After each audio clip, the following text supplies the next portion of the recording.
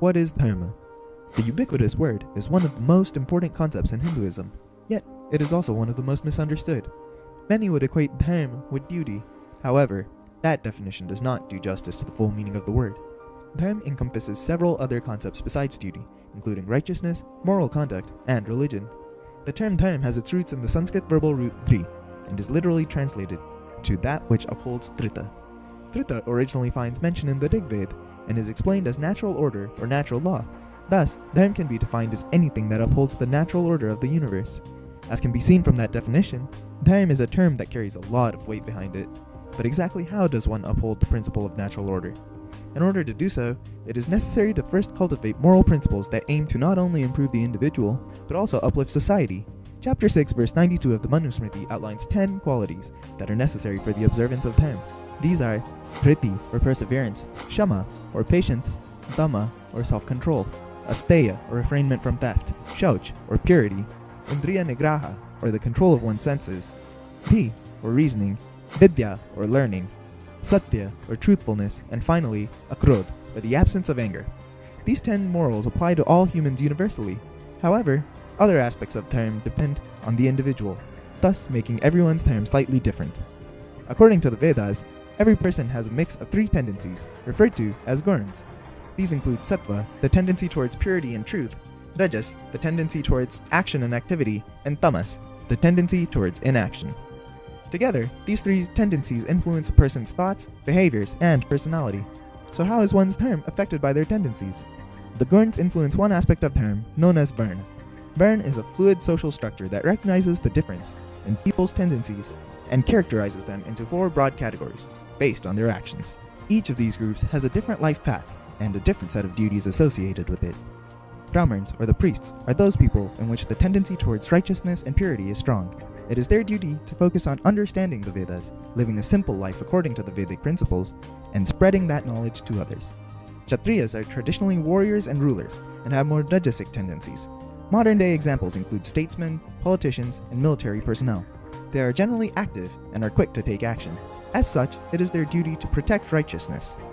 Vaishyas tend to have a strong mix of sattvic and rajasic tendencies. They generally take the roles of business people, bankers, and merchants, and have a duty to meet the material needs of society without overindulging. Lastly, Shudras comprise the custodians, farmers, and other laborers. It is their duty to provide support to the activities of the other 3 varnas. In the Purush Sukta of the Rig Veda, the different varnas are likened to different parts of the cosmic being. Brahmins form the mouth, as they are able to relay the truth to others. Kshatriyas form the arms, which are used to defend that truth. The Vaishyas form the thighs, which are symbolic of material wealth, and the Shudras form the feet, and support the rest of the varnas. Hence, although each varna has different duties, each is still an equally important part of the same divinity. It is important to note that the varna system is not the same as the caste system, and that jati, or caste, does not find mention in the Vedas. Contrary to the caste system, one's varna is determined by his or her actions, not by birth. Thus, one aspect of dharma is determined by the manner in which one conducts their life, which in turn is influenced by their gurns, or tendencies.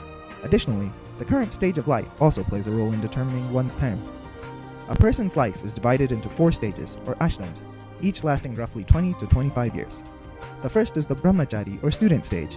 The Manusmriti states that this is a time of learning, during which the person focuses on acquiring knowledge and gains specialized skills based on areas of interest and performance.